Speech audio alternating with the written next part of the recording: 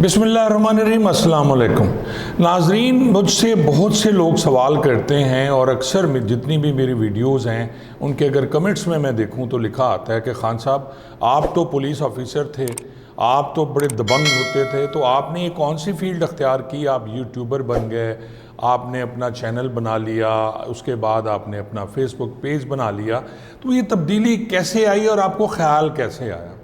तो मैंने ज़रूरी समझा कि दोस्तों के उन कमेंट्स के जवाब में आज आप दोस्तों को बताऊं कि जी मुझे कैसे ख्याल आया यूट्यूब बनाने का और क्या हुआ। जी 2018 में जी मैं रिटायर हुआ पुलिस से, और उसके बाद कुछ इधर उधर देखते रहे कि जी मुझे करना क्या चाहिए, कुछ समझ नहीं आ रहा था।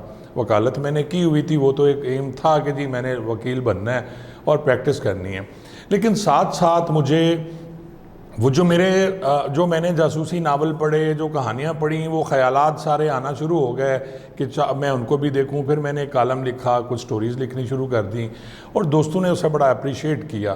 फिर जब मैं अगस्त 2019 में मैं दुबई गया अपने बच्चों के पास और वहाँ से वापस आया, तो एकदम मेरे भांजा हैं रिजवान वाघा, वो उन दिनों न्यूज़ जो चैनल है उस पर प्रोड्यूसर होते थे न्यूज़ के, और उनके साथ एक बच्चा था बिलाल, NLE था।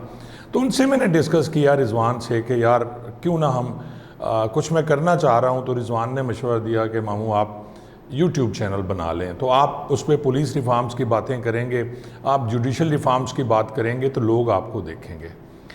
तो अब फिर जो सामान हमने इकट्ठा किया उसमें ये था जी क्या क्या लेने हैं। सबसे पहले उन्होंने कहा जी एक अच्छा सा आपका सिस्टम होना चाहिए, कंप्यूटर होना चाहिए अच्छा सा। तो फिर हमने वो जिसकी रैम ज़्यादा हो, जिसका ग्राफिक कार्ड बहुत अच्छा हो, क्योंकि अडोब प्रीमियर प्रो पे वो उसकी एडिटिंग होनी थी जी, जो बिलाल ने कहा, हमने जी वो ले लिया तकरीबन 1.5-2 लाख का। उसके बाद अब कैमरा मेरे पास एक था ऑलरेडी, ये कैमरा है जी, मैं आपको दिखा देता हूँ। ये कैमरा था और ये है EOS 700D, ये कैमरा, ये 2014 में मैंने लिया था। मुझे फ़ोटोग्राफ़ी का शौक़ था और मेरे पास काफ़ी इसके अलावा भी पुराने कैमरे भी पड़े हुए हैं जो वालिद साहब के थे, उस पर भी हम फ़ोटोग्राफ़ी किया करते थे। फिर ये कैमरा था। अब जो बाकी सामान था उसमें स्टैंड था।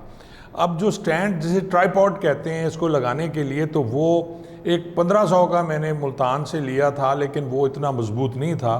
तो ये दुबई से मैंने ये वाला, ये कुछ हैवी है, ये वहाँ से 70-80 दरहम का मिला था उन दिनों 2019 में, तो फिर मैंने ये ले लिया। अब जी माइक की भी ज़रूरी था उसके लिए, ये बोया का हमने माइक लिया।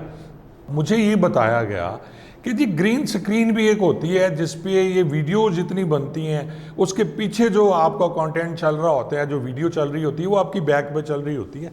जैसा कि आपको यहाँ कुछ नज़र आ रहा होगा, तो ये बेसिकली एक ग्रीन स्क्रीन है, सब्ज कलर का कपड़ा होता है।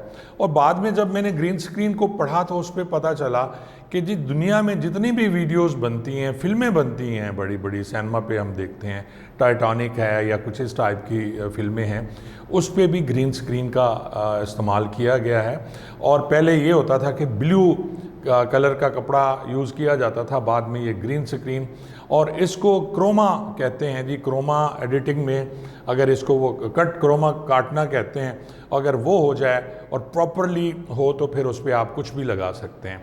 अब मेरा जो ड्राइंग रूम था अपने घर वाला, वो हमने खाली कर दिया, सोफ़े बाहर फेंक दिए, और ग्रीन कलर का एक कपड़ा अब हमें मिला।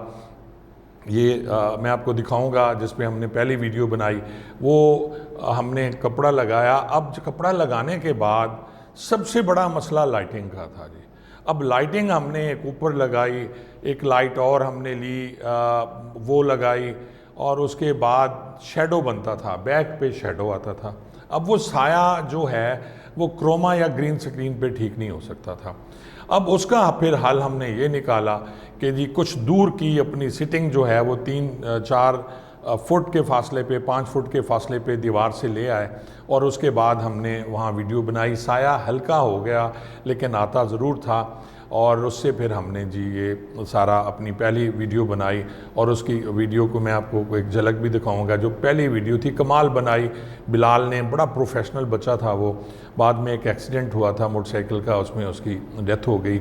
हमारे मुल्क में सिर्फ ये किया जाता है कि तजर्बात ही किए जाते हैं, बल्कि हमें करना ये चाहिए कि जो हमारे पास कानून मौजूद है हम उसको बेहतर करें, ना कि तजर्बात करें।